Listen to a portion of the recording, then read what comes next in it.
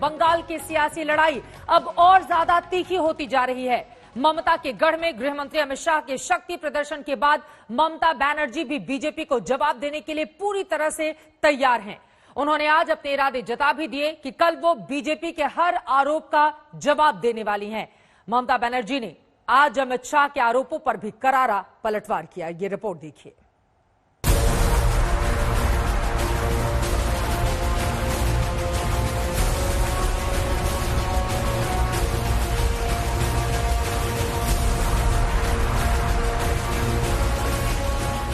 जैसे जैसे समय बीत रहा है वैसे वैसे बंगाल की सियासी लड़ाई गहरी होती जा रही है। गहरे होते जा रहे हैं वार पलटवार के रंग, तीखे होते जा रहे हैं बयान, बढ़ता जा रहा है घमासान। बीजेपी इज ए चीटिंग बाज party.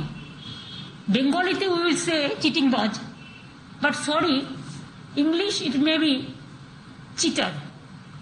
The politics of the BJP leaders is for politics they can do anything, they can say anything and they can say all the garbage of lies. Bharat के पूरब में ममता बनर्जी ने बंगाल को अपना सुरक्षित गढ़ मान रखा है। उन्हें यकीन है कि ये दुर्ग द्वार दरकेगा नहीं। लेकिन बीजेपी बंगाल की सत्ता खींच लेने के लिए हर संभव प्रयास कर रही है। एक दिन पहले बोलपुर में गृह मंत्री अमित शाह ने ममता बनर्जी पर तीखा निशाना साधा था। भारत की राजनीति में बंगाल ने सेट किए हैं। एडमिनिस्ट्रेशन का संपूर्ण राजनीतिकरण कर दिया गया है, राजनीति का संपूर्ण अपराधीकरण कर दिया गया है और भ्रष्टाचार को इंस्टीट्यूशनलाइज कर दिया गया है। ये तीनों ट्रेंड लोकतंत्र के लिए और जनता के लिए बहुत खतरनाक है। अमित शाह का करारा वार ममता को भयानक तौर पर चुभा है। इसीलिए ममता बनर्जी ने आज उतना ही सख्त पलटवार किया। अमित जी के बोलबो, अमित जी आप तो होम मिनिस्टर है, आपको ये शोभा नहीं देती कि आप कोई गंदा बात, झूठा बात जो आपका पार्टी वार का तैयार कर दे वो आप क्रॉस चेक नहीं करके बोले, जिसको अंदाजा आपका नहीं है। आप पहले बोलने का पहले प्लीज क्रॉस चेक कीजिए मेहनत करके। अमित शाह ने ममता के भ्रष्टाचार और परिवारवाद को निशाने पर लिया था। टोलबाजी करने में नंबर 1 है, भ्रष्टाचार में नंबर 1 है, परिवारवाद चलाने में नंबर 1 है, हिंसा करने में नंबर 1 है, बम धमाकों में नंबर 1 है, कार्यकर्ताओं की हत्या कराने में नंबर 1 है। जो बंगाल कभी नंबर 1 पर दिखाई पड़ता था आज कहीं पर भी 20 के ऊपर नहीं दिखाई पड़ता है। ममता बनर्जी ने बंगाली अस्मिता को केंद्र में रखकर पलटवार किया कि बंगाल को बीजेपी बदनाम ना करे। रविंद्रनाथ इज रविंद्रनाथ। बांग्ला भारतवर्ष एवं विश्व बांग्ला एवं सारा पृथ्वी মনে রাখবেন রবীন্দ্রনাথকে সেলাম করে, বিবেকানন্দকে সেলাম করে, নেতাজিকে সেলাম করে, গান্ধীজিকে সেলাম করে। কেন জানেন? রবীন্দ্রনাথকে নিয়ে কোনো অবমাননা মানবো না। बीजेपी की चुनावी रणनीति सीएए और एनआरसी भी शामिल है। खुद गृह मंत्री कह चुके हैं कि कोविड के बाद बंगाल में ये लागू होंगे। आज ममता बनर्जी ने ऐलान कर दिया कि किसी भी सूरत में एनआरसी और सीएए नहीं लागू होने देंगे। इसके हम खिलाफ हैं। When they passed the act, from that time we are opposing, and I said that every citizen of this country is the citizen of this country. We are against of this. We are against of NPR. We are against of NRC. Nothing is being withdrawn right now, so it very much exists, and we will fight the battle, and we will not allow any people to go out from the country. Mamata Banerjee 28 दिसंबर को उसी वीरभूमि जाएंगी जहां अमित शाह ने अपने दौरे की शुरुआत की। 29 दिसंबर को ममता बनर्जी उसी बोलपुर में रहेंगी जहां अमित शाह ने रोड शो करके शक्ति प्रदर्शन किया।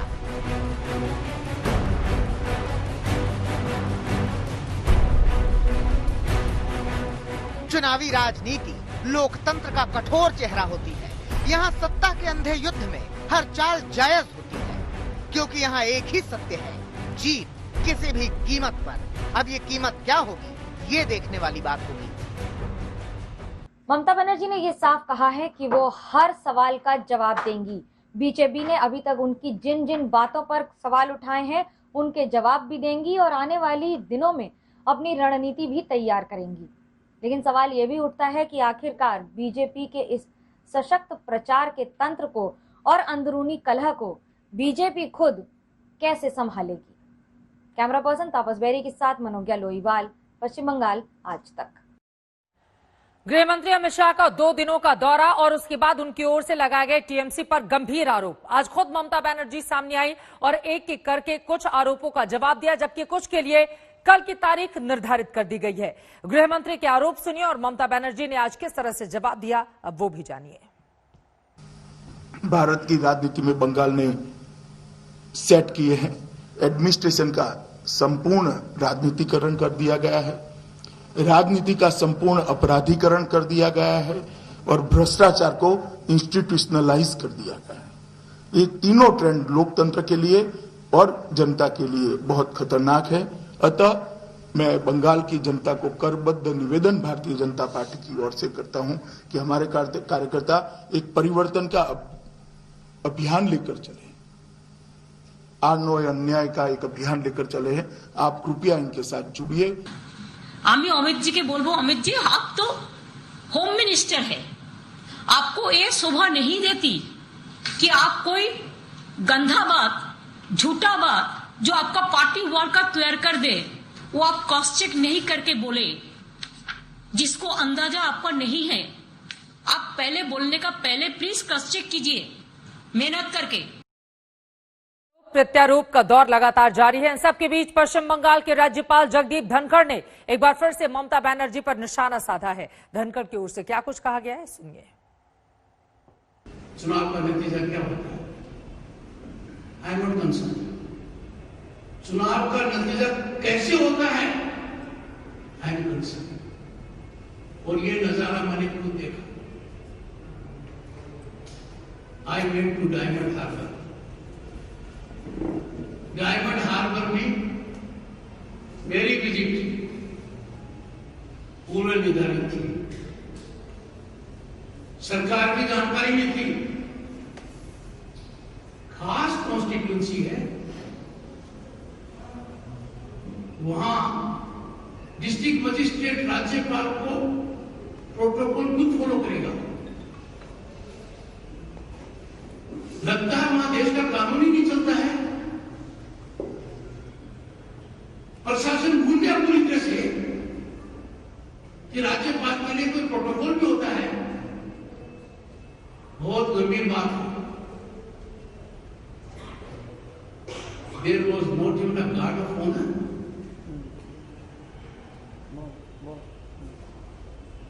क्या पश्चिम बंगाल को जागीर भी बांट दिया गया है?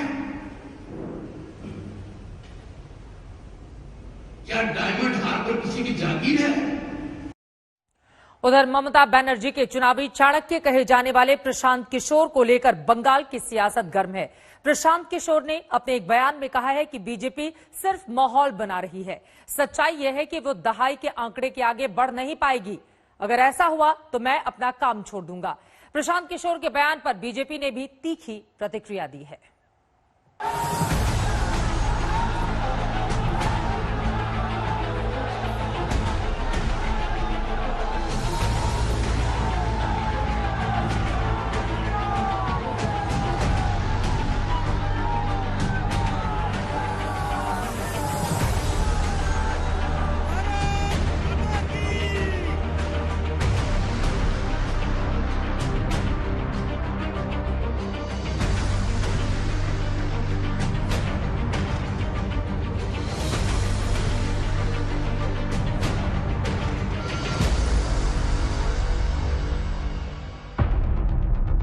ममता बनर्जी के राजनीतिक सलाहकार ने एक बड़ी भविष्यवाणी की और उस भविष्यवाणी के गलत साबित होने पर अपना काम छोड़ देने का ऐलान कर दिया। एक वाक्य में समझें तो बीजेपी की चुनावी इंजीनियरिंग के शिल्पकारों को प्रशांत कुमार ने खुला और सीधा चैलेंज दिया है। इसे समझने के लिए आप बीजेपी के दावों को पहले गौर से सुनिए। दीदी, कान खोल कर सुन लो। आज लाखों लोगों की हाजिरी में कहने आया हूं मैं, जब विधानसभा के चुनाव का परिणाम आए, परिणाम देख लेना। इस बार 200 सीटों से ज्यादा सीटों के साथ भारतीय जनता पार्टी की सरकार बनने जा रही है। 2021 के चुनाव में भारतीय जनता पार्टी 200 सीट पार करेगी और सरकार बनाएगी, इस बात को हमको। बंगाल चुनाव से पहले अमित शाह ने 200 से ज्यादा सीट जीतने का दम भरा। यही दावा भारतीय जनता पार्टी के राष्ट्रीय अध्यक्ष जेपी नड्डा ने रिपीट किया। लेकिन टीएमसी के चुनावी रणनीतिकार प्रशांत किशोर ने बीजेपी की फिंगर पर काउंटर अटैक करते हुए बड़ा दावा सोशल मीडिया पर किया। प्रशांत किशोर ने बंगाल चुनाव में अपनी प्रतिष्ठा को दांव पर लगाते हुए लिखा, मीडिया का एक वर्ग भाजपा के समर्थन में माहौल बनाने की कोशिश कर रहा है। वास्तव में भाजपा पश्चिम बंगाल में डबल डिजिट के लिए भी संघर्ष करेगी। कृपया इस ट्वीट को सेव करके रखें और यदि भाजपा इससे बेहतर प्रदर्शन करती है तो मैं ये काम छोड़ दूंगा। चुनावी रणनीतिकार प्रशांत किशोर ने बड़ी बात कही। वैसे भी पीके का ट्रैक रिकॉर्ड ऐसा है कि उनकी बात को सब सीरियस लेते हैं। प्रशांत किशोर ने अगर बंगाल चुनाव में बीजेपी के डबल डिजिट तक सीमित रहने की बात कही है तो उसके पीछे उनके पास मौजूद ग्राउंड रिपोर्ट होगी। बंगाल के मतदाताओं में ममता दीदी की पकड़ को लेकर पुख्ता रिसर्च होगी। प्रशांत किशोर के दावे को 3 बातों से आप समझ सकते हैं। बंगाल में ममता दीदी की हैट्रिक जीत पक्की है। 2021 में बीजेपी डबल डिजिट में सिमट जाएगी। बीजेपी ज्यादा से ज्यादा 99 सीट जीत सकती है। आकलन गलत हुआ तो प्रशांत किशोर काम छोड़ेंगे। इस दावे पर बीजेपी का रिएक्शन समझें। उससे पहले प्रशांत किशोर के फुल होमवर्क और दिल्ली एक्सपेरिमेंट की बात। बंगाल में बीजेपी के हिंदुत्व कार्ड और एंटी इनकम्बेंसी फैक्टर को काउंटर करने का प्लान प्रशांत किशोर के पास मौजूद है। आप याद कीजिए, दिल्ली के विधानसभा चुनाव में प्रशांत किशोर ने बीजेपी को काउंटर करने के लिए एक प्रयोग किया था। एक्सपेरिमेंट ये था कि बीजेपी के जय श्री राम को केजरीवाल हनुमान चालीसा के पाठ से काउंटर करेंगे। हनुमान जी ने यही कहा कि अच्छा काम कर रहे हो, लोगों की सेवा कर रहे हो, लोगों की सेवा करते रहो, फल मेरे ऊपर छोड़ दो, सब कुछ अच्छा होगा। दिल्ली में बीजेपी की चुनावी मिशनरी धरी की धरी रह गई। बंगाल में भी बीजेपी के हिंदुत्व कार्ड के सामने प्रशांत किशोर ने सॉफ्ट हिंदुत्व का बड़ा प्रयोग किया है, जो बीते कई महीने से चल रहा है। अगर आज भारतीय जनता पार्टी बंगाल में अपनी पूरी ताकत झोंक रही है तो उसके पीछे ममता बनर्जी की चुनावी स्ट्रेटजी है, अपने हिंदू वोटरों को शिफ्ट होने से बचाने की। इसे यूं समझिए, प्रयोग नंबर 1 ममता दीदी का सॉफ्ट हिंदुत्व कार्ड, प्रयोग नंबर 2 मौलवियों की तरह पुजारियों को भरना, प्रयोग नंबर 3 दुर्गा पूजा पंडालों का आयोजन करना, प्रयोग नंबर 4 राम मंदिर पर कड़ी टिप्पणी से बचना, प्रयोग नंबर 5 बाबरी विध्वंस के फैसले पर खामोशी। हिंदुत्व को काउंटर करने का प्लान है तो 10 वर्षों के शासन के बाद एंटी इनकम्बेंसी से निपटने की रणनीति भी है। अब प्रशांत किशोर के चुनाव बंगाल के दावे पर बंगाल बीजेपी के नेता से लेकर दिल्ली तक बड़े बड़े नेता रिएक्शन दे रहे हैं। अब ऐसे कितने पीके होंगे, जमीन से जुड़े हुए हैं नहीं। हमको मालूम है, मैं उत्तर प्रदेश का हूं। जब चुनाव चल रहा था उत्तर प्रदेश, इनको एंगेज किया गया था और दावा कर रहे थे कि सपा और कांग्रेस की सरकार बनेगी। स्थिति हुई कि बीजेपी 3/4 बहुमत के साथ अपने अलायंस के साथ जीती और कांग्रेस का सुपड़ा साफ हो गया, सपा का सुपड़ा साफ हो गया। तो ऐसे लोग क्या स्ट्रेटेजी बनाएंगे? इनकी बातों में दम ही क्या है जो जमीन से जुड़ा न व्यक्ति हो। प्रशांत के बयान को मतलब जब उनकी सेना का मनोबल गिर चुका है और लोग रण छोड़ रहे हैं, भगदड़ मची हुई है, तो उनका ये बयान केवल हास्यास्पद है। बंगाल चुनाव में अभी तक बीजेपी ने अपने पत्ते खोले थे। अब दीदी और उनकी टीम ने काउंटर अटैक करना शुरू किया है। वार और पलटवार की धार यही बता रही है कि बंगाल के चुनावी दंगल में बड़े बड़े दांव खेले जाएंगे, लेकिन जीत और हार बंगाल की जनता तय करेगी। कोलकाता से मनोज्ञा लोईवाल के साथ आज तक। वैसे बंगाल का सियासी युद्ध अब गृह युद्ध में तब्दील हो गया है। दरअसल बीजेपी सांसद सौमित्र खान की पत्नी सुजाता मंडल ने बीजेपी को छोड़कर टीएमसी का दामन थाम लिया है। सुजाता के टीएमसी में जाने के बाद सौमित्र खान का दर्द छलक उठा। जो लोग ग्रीडी है उन लोगों को उन बुला के फुसला के ले आके जगह देता है, उन पार्टी में हम खून पसीना देने वाला लोग कैसे रह सकते? देखिए, एक बात बोलो, परिवार तंत्र बीजेपी में चलता नहीं है। तो आज बाहर में काम करते करते मेरा महालक्ष्मी को तृणमूल कांग्रेस में चोरी कर लिया। बंगाल की चुनावी बिसात पर ममता दीदी के कई वफादार बागी हो गए। बागियों के बाहर से बीजेपी गदगद है। लेकिन अब दीदी के घर से बागियों को बटोरने में जुटी बीजेपी के सांसद सौमित्र खान का अपना घर लुट गया। बीवी सुजाता मंडल ने बगावत का बिगुल फूंका और शौहर से रिश्तों को विराम दिया और दीदी की पार्टी का दामन थाम लिया। फैमिली मैटर में रहने दीजिए और पॉलिटिक्स की जगह में वो और फैमिली की जगह में, क्योंकि फैमिली और पॉलिटिक्स कभी एक नहीं हो सकते हैं। और सबसे बड़ी बात है, मुझे ये लगता है कि बांग्ला में अभी जो लड़ाई चाहिए और उस लड़ाई के बांग्ला माँ को सुरक्षा रखने के लिए, बांग्ला माँ को सुरक्षित करने के लिए, बांग्ला में मतलब डेमोक्रेसी एकदम प्रतिष्ठित करने के लिए मैं इतनी बड़ी चैलेंज लिया, जिसमें आप लोग सबकी दुआ चाहिए। बंगाल में पार्टी टूटने वाली सियासी लड़ाई अब परिवार टूटने तक पहुंच गई। बीजेपी ने टीएमसी के नेताओं पर डोरे डाले तो टीएमसी पर बीजेपी सांसद का घर तोड़ने का आरोप लगा है। लड़ाई पति से है कि पार्टी से? पार्टी से। अभी जो नाराजगी है, क्या सौमित्र खान के खिलाफ चुनाव लड़ेंगी? वो तो मेरा पार्टी डिसाइड करेगा, मैं तो उसमें बोलने का कुछ है ही नहीं। क्या पति इस फैसले में शामिल है आपके? वो उसको पूछेगा आपने। 10 साल का रिश्ता बंगाल की सियासी बाजी की भेंट चढ़ गया। बीजेपी सांसद सौमित्र खान सामने आए, किसी दिल जले की तरह टीएमसी पर बरसे, बोले तृणमूल कांग्रेस ने बीवी को चोरी कर लिया, अब प्यार को छीनने वालों को छोड़ेंगे नहीं। हमारा ताकत और से ज्यादा हो गया। 2-4 दिन तो कष्ट लगेंगे, क्योंकि जिसके साथ था वो तो मेरे प्यार था, वो तो पॉलिटिक्स नहीं था। लेकिन ये भी बात है, आज सबसे बड़ा मेरे दिल इतना पत्थर हो जाएगा, तृणमूल को तोड़ने के लिए मैं 24 आवर्स काम करेंगे। जय श्री राम। बीजेपी की रणनीति से टीएमसी में दरार पड़ी थी, लेकिन यहाँ तो परिवार में ही फूट पड़ गई। पॉलिटिक्स में टूट फूट वाला रोग प्यार के घरौंदे को धराशाही कर गया। तृणमूल कांग्रेस ने परिवार टूटता है ये मालूम नहीं था। और रियली ये तो बात है, 10 साल जिसको भरोसा नहीं किया, 10 साल जो था उसका राज्य का मुख्यमंत्री हो जाए, क्या पोस्ट तृणमूल ने बोला, क्या बोला हमको तो मालूम नहीं है। 2-3 महीना मेरे साथ थोड़ा सा डिस्टेंस था, लेकिन ऐसी बात नहीं था। नेताओं ने अपनी पार्टी छोड़ी थी, लेकिन यहाँ तो पत्नी ने शौहर ही छोड़ दिया। दिल की पीड़ा जुबान से छलक उठी, गला भर आया, लेकिन बेगम तो बेगम है। दीदी का झंडा उठाने के लिए शौहर की गली छोड़ गई। मैं तो पूरा आज डिवोर्स दे रहा हूं।